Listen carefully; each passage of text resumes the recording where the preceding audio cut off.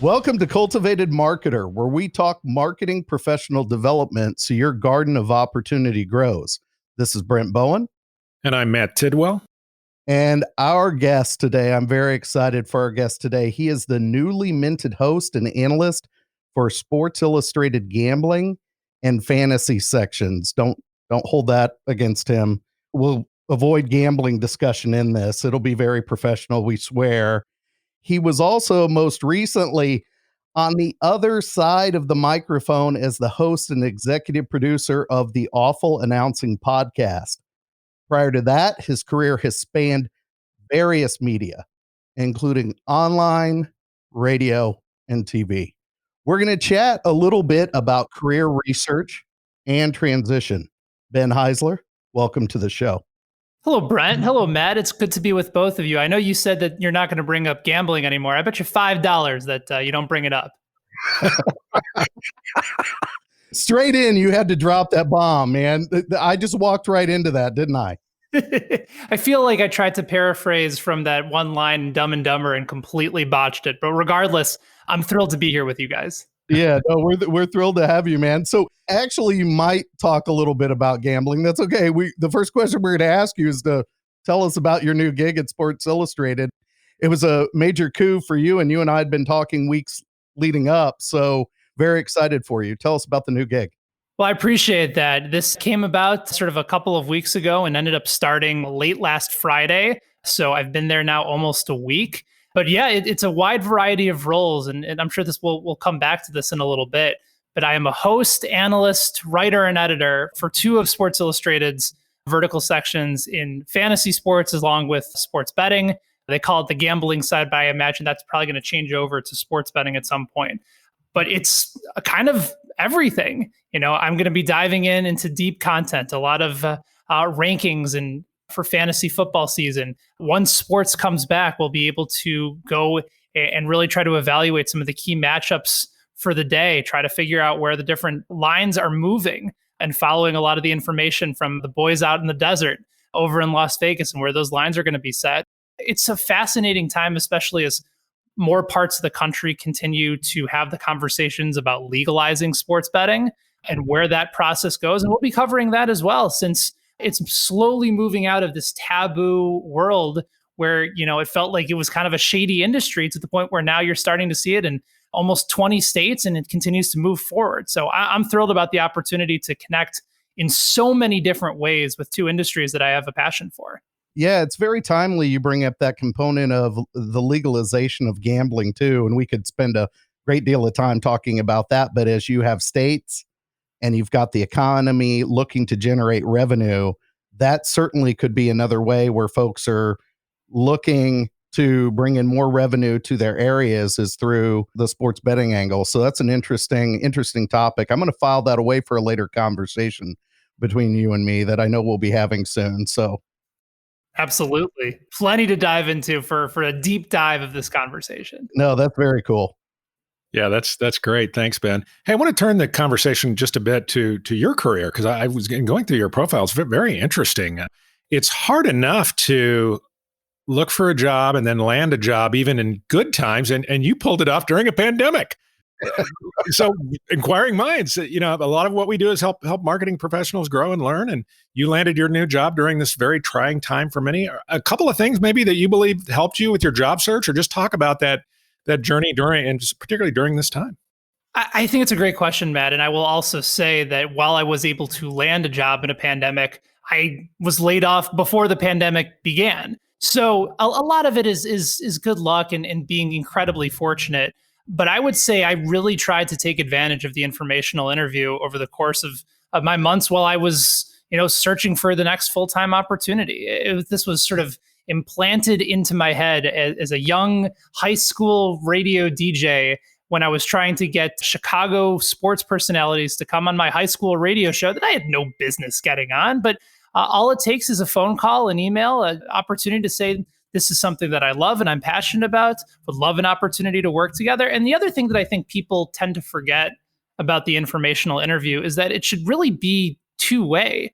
You're not reaching out just so they can help you. I think the biggest mistake that maybe a lot of students will make is they'll reach out to somebody that they're interested in and say, I'd love to work for you, or I'd love to get a job. And they have a lot on their plate already. Now, if you have questions, if you have ideas that you want to be able to brainstorm, most people in that industry love to have those conversations, and they love to be about helping out down the road, or maybe they'll recognize you for an opportunity down the road. And just from a very young age, I knew that was, from a networking side, that's so important, especially in the media business as well. So I'd say a combination of a ton of informational interviews, a lot of networking. LinkedIn was my new best friend for several months during the course of this process. And it really helped me connect with a wide variety of people. And actually, the people at Sports Illustrated saw some of my freelance work that I was putting out there while I wasn't employed by anybody. And so they noticed that I was hustling as best I could in the middle of the pandemic, knowing that I needed to try and get myself noticed in a fairly organic fashion. I really wasn't trying to make it about me. But instead, I wanted people to know that, hey, I was working with some really interesting people, or I was highlighting the guests that I was bringing on my shows to really try to open up more perspective there. And I think that's something that was really, really helpful along the way, because you never know who's watching. Yeah, I'm so glad you mentioned the informational interview. We've had a few episodes now, and that really is a topic that hasn't come up, but it's so important. Gosh, I've done a number of them in former lives. And a lot of times, of course, you're as the employer, not really in a hiring mode, right? But there's something about, the initiative that somebody shows when they're asking for an informational interview. I always said yes, and I always ended up getting a little bit of something out of it. And hopefully they did as well. Yeah, I think you're spot on. And even if sometimes it feels weird. I've had a couple college students from my alma mater at Indiana University in Bloomington reach out to me asking for an informational interview. And I'm thinking, like, God, I just graduated, 10, 11 years ago? I'm already at the point where people are asking me for informational interviews, but it does feel good knowing that this is somebody that took initiative, like you mentioned, and somebody that is going about it the right way, and they understand the right way to meet people. And I'm sure at some point, they might say, hey, if you have any ideas or any suggestions about the possibility of where I could go next, and that's totally fine. But they weren't just going and saying, hey, I need a job and I need you to help me. That's not a two-way street. That's just somebody that just coming out of the blue saying, what can you do to help me? When it should really be, how can we help each other? Well said. Well said. Thanks. Yeah. And I want to ask you about this too, because even though you landed the gig with Sports Illustrated, you've talked about the informational interview, and maybe make a distinction between the informational interview and even ongoing networking, right? Because you and I had a conversation, and as part of that conversation leading up to this discussion, I knew you had landed the gig, and I said, well, are you still having conversations with people? And you're like, by all means. And I'm like, well, explain that process to me. And you did it so eloquently. So I'll have you explain that to our listeners, right? A little bit about what networking truly is, and the way you kind of framed it for me when we were having that chat. Yeah, I think so much of it is just sort of the learning process, right? Like, I wouldn't necessarily say that I'm a marketer by trade. I spent 8-9 years working in radio. And then after that, I was approached by a startup daily fantasy company called Fantasy Sports Markets that wanted me to run, in a sense, their daily operations, but it was more the director of media operations. I mean, we're a small startup, so you're doing 1,000 things anyway. But I don't think I get that opportunity if I don't try to learn from really smart people in the marketing space, learn a thing or two about the opportunity to handle crisis PR and know how to send out a statement and be able to write. Everybody that you talk to in different industries is just going to help inform you and become smarter in whatever industry you're in. It's like if somebody's in college, and I don't want this to come across as people maybe narrowing their points of view and perspectives, but a lot of people that I went to school with were sport broadcast majors. And so that sort of carves out a very specific path. I want to go into sports broadcasting. You know how many sports broadcasting jobs there are? It's not a lot. And I was told, by somebody really smart in the radio industry, is the best thing about being on radio that people will take away is if you're interesting, not how much sports you know or how many statistics you can remember. Is be interesting and know how to write. Because if you know how to write, it will help you in almost any opportunity that you have in your life. And so that's why I ended up being a journalism major, because even though I'm not a traditional journalist, I wouldn't call myself a journalist right now, I cover sports, but I know how to be able to put content together, and I know how to do it on a deadline. And I know everything that I'm doing involves writing in some capacity. So by broadening out your horizons and talking to as many people as you can and learning as much as you can about their industry, it's only going to help you be more prepared in the event that you have to leave your industry. I thought I was going to be in radio for life. And when I had that realization that I wasn't going to be, it was a pretty sobering experience. So then to be able to come back into media with a lot of other lessons from running a startup and handling marketing and strategic communications, that's incredibly, incredibly useful information. Yeah, and that notion of Matt and I'll often joke, he's the PhD, I'm the School of Hard Knocks, right? In this conversation, there's a lot of School of Hard Knocks in there. And one of the things we've had a lot of conversations specific to this time of specialization, but you just made a great argument for versatility right there. Yeah. I think you can do both, though. I think you can go down a certain path knowing that this is something that you're passionate about. And I don't want to necessarily call it a backup plan, but you can bring so many more creative ideas to what you want to do if you have the skill set to learn other industries. Like my brother was recently furloughed from a company called Let Us Entertain You, which is a Chicago restaurant group. It's the largest restaurant group in Chicago. And he's a really creative, smart guy. But now all of a sudden he's furloughed. He's looking for a new opportunity. So he decided, I'm going to start taking classes. I'm going to start learning how to use a program like Shopify to be able to get myself in a position where I can expand my horizons. He knows what he wants to do. He enjoys the work that he was doing before. But if he can expand his abilities in whatever job that's asking that of him, it's going to be able to allow him to stand out over other competition. I'm so glad you talked about versatility, Ben, because I work at a school of journalism, and it's difficult now, given what's happened to traditional media and some of the contraction there, for young students who come in to sort of see a path, right? To your point, if it's sports broadcasting, well, that's fairly finite, but if it's something in strategic communications, it can be hard for them to visualize what that would be, because that's sort of the other half of what we do at J schools these days. So I think your point about just remaining versatile, and then some of those skills around writing, content creation, inquisitiveness that I think you really get, and curiosity through the journalism education are absolutely valid across different industries, not just what we would think of as traditional journalism. I admire the fact that you've held on to your journalism roots. Indiana had a fairly prestigious journalism school, the Ernie Pyle School of Journalism, Sure. which has since become the Mark Cuban Media School. So journalism now has sort of gone into more of a telecommunications-based program, which I suppose is twofold. I miss traditional journalism programs. I think it's so important and it's so essential that it's taught. At the same time, if you're looking at the trajectory of where journalism is going, I think there's also some positives to know exactly how to be able to market yourself within the context of your writing and still be able to have journalistic integrity there. Sure. It's twofold, and it's a strange place to be in at times. Yeah, definitely. It is definitely a strange place to be. And you touched on the Mark Cuban component of this. And it's one of the things that I appreciate about the journalism education and the journalism program. It's also about problem solving and strategic thinking, right? So there's a lot of that, and that you've exemplified that even through a lot of your transition. And I'm sure you exemplified that and heard a lot of that through some of the stories that you picked up on in the conversations with the podcast that you've been holding for a couple of years now, where you have been talking to different media types that are more the traditional sports journalists.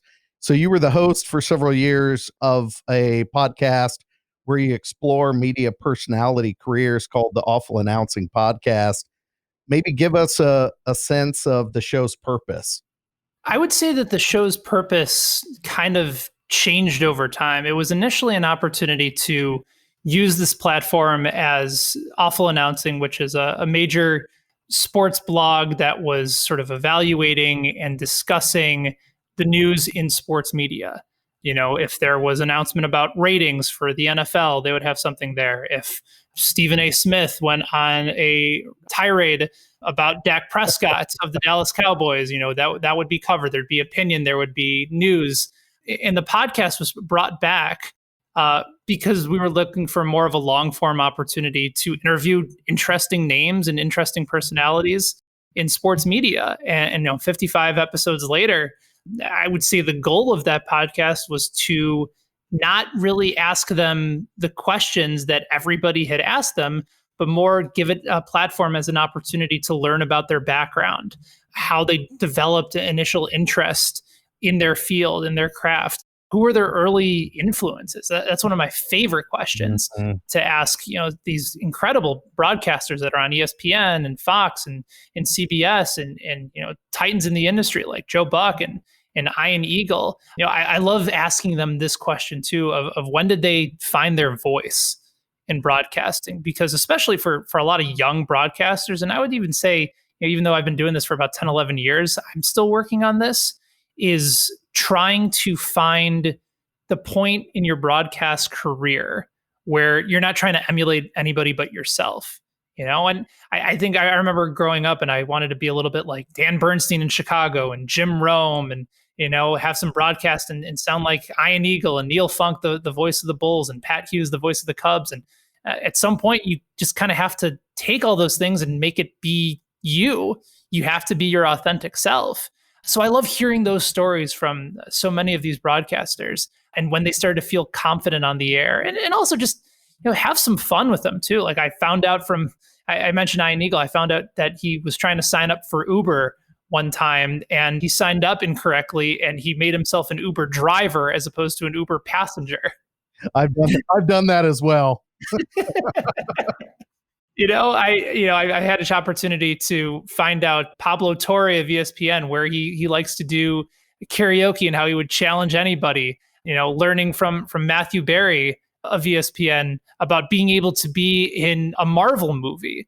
So there's plenty of fun stuff and fun conversations that you can have without necessarily going down the traditional road of, what first got you interested in broadcasting, or what is your favorite part about your job? And they've been asked that before, but I think the really fun part about that show was trying to take something from their early parts of their career and be able to expand upon it and learn more about sort of their beginning and ultimately how it's manifested itself into what they do now. I got a chance to listen to some of your episodes, and they're really terrific, Ben. It's a great podcast. I'd highly recommend it to anybody. And you mentioned Brent and I were talking before, that one of the beauties of kind of this long form interview platform that we've got with podcasts is that every once in a while you kind of have that golden moment, right, in the course of your podcast that maybe you weren't expecting that the interview subject comes forward with, and you're sort of like, aha, there's so glad we captured that. Any story or anything like that from any of your trip? I mean, because you're talking to Joe Buck and Chris Fowler, as you mentioned, and some of these great announcers, radio or sports personalities in media. Any story or two that really stuck out during that time? I don't want to be prisoner of recent, podcasts, but those are the ones that probably stand out the most. Adam Amin, who just left ESPN to become one of the lead play-by-play broadcasters at Fox. And actually, I just found out yesterday that he's also going to be the new television play-by-play voice for the Chicago Bulls, which is pretty cool. He's a hometown guy, mid-30s, being able to come back. And just like Jason Benetti, who was his longtime broadcaster at ESPN, still there, gets to come back home, be the voice of the White Sox. And that's a guy that I've known for many, many years. But I love the story that Adam Amin told about, this is while The Last Dance had just wrapped up, the 10-part documentary series about Michael Jordan, the Chicago Bulls from that 98 season. And Adam Amin's dad was a Pakistani immigrant, moved to Chicago in the late 1970s, and obviously got sort of immersed in the Bulls culture. He actually was a Cub fan first and foremost from watching some bad Cubs teams, but he enjoyed WGN and Harry Carey, and he sort of passed on that love of sports to Adam. But his father ended up passing away suddenly, and it was very impactful for him. And the next game that he had a chance to call was a Golden State Warriors game. And, he had grown up idolizing Steve Kerr, and it was one of his father's favorite players. And I'm sure most people know the story about Steve Kerr's father, who was assassinated out in the Middle East. It's certainly just an absolute tragic story, but they're doing their pre-game interview. He's learning, about what's going on with the team. And at the end, just in a moment of just purely humanity, Adam just reaches out to Steve and says, I just want to let you know that my father adored you. Like you were one of his all-time favorite players. He loved what you represented and stood for, and admired your tenacity. And Steve said, thank you. And they sort of had a moment and talked about their fathers a little bit. And it was a pretty compelling answer for just someone who just sort of knew about Steve Kerr as a kid, but now had a chance to grow up and cover games that he was a part of and sort of bring these worlds together. So I really admired that story. And then I also really enjoyed talking to Joe Buck, who I've actually had an opportunity to really get to know over the last several years, as somebody who came back to Indiana where he was a semester away from graduating, ended up leaving because the St. Louis Cardinals offered him a job. So I don't see why you go ahead and finish that if the Cardinals are offering you that job. You don't want to let your schooling interfere with your education. But I loved his openness to really look back at himself and sort of where he struggled and getting into the business at such a young age and being so tough and critical on himself and sort of that transition over the course of his life, being able to laugh at himself. He also told a great story about his dad, the late great Jack Buck, along with like Pat Summerall and a few other guys, and they had just done the Ice Bowl, I believe. And so they were leaving Green Bay in like negative 10-degree weather. They all got an airplane and they were all pretty liquored up. And the plane basically like skidded off the runway, to which most people would have been terrified. But Jack Buck and Pat Summerall and the rest of those guys, they didn't even feel a thing because they were so lubed up from their time after drinking post game. So he told some fun stories about that. But you really, if you go back and you listen to some of these interviews, it's long form. So there's an opportunity to expand and really dive into some really interesting characters and stories behind that. I hope I didn't ramble on too much from that. No, that's exactly. I think what we were looking for was to give it a sense of the essence of each of the shows. And that's the beauty of that show. It's unlike a lot of other things that we're finding that would be sports related. You and I have talked about my 17-year-old son off the air, right? He's thinking about doing the I Hate Skip Bayless show, right? So he's thinking about cornering the market on that show. And there really isn't a show that explores these media personalities and their beginnings. We had that conversation a couple of weeks ago about Savannah Guthrie. And one day she happened to open up on the Today Show. I forget the genesis of the story, but she ended up talking about how she was a flunky in high school. And it wasn't until she graduated from high school and she barely got into college. And something clicked in her college experience. It said, this is what I want to do as a career. I need to get serious. And then, she ends up getting her law degree and then finds this circuitous path to becoming onto the Today Show. And I'm sitting there thinking she should write a book about her experiences, because she could share that with so many kids, just explaining about you could mail it in, or you have a choice to make about your life. Right. So I think a lot of the things you've done with Awful Announcing, you talk about Joe Buck too, because I've heard Joe in interviews talk about not trying to emulate one person. Imagine that shadow with his dad. Yeah, very hard to. Oh yeah, absolutely. And he talked very candidly about it. And and he actually has a podcast now called Daddy Issues that he hosts with Oliver Hudson, who has his own daddy issues of as well, with his mom being Goldie Hawn and his stepdad being Kurt Russell, trying to be able to sort of establish himself within that hierarchy of the family. But yeah, Joe talked about the enormous pressure that it put on himself. And from the very beginning, local and national reporters were saying that him getting that Cardinals job was offensive, and he used to take it very seriously when the idea of nepotism was played in. And now he kind of shrugs it off and says, yeah, like he leans into the joke. And that takes a lot of courage, I think, to know that this is something that had been used as a weapon against you for a long time, to be able to say, yeah, if you think it was nepotism, that's fine. I'm sure it would help. I probably don't get that job if not for my dad, but I had to work at it too. And I've ended up calling some good games along the way. And so I admire him for that. Yeah. The reality is, if he stunk, he'd be off the air. Exactly. At some point, nepotism only goes so far. Yeah. Just put that on a bumper sticker. It maybe offers a crack, but you got to deliver once you open the door. That's right.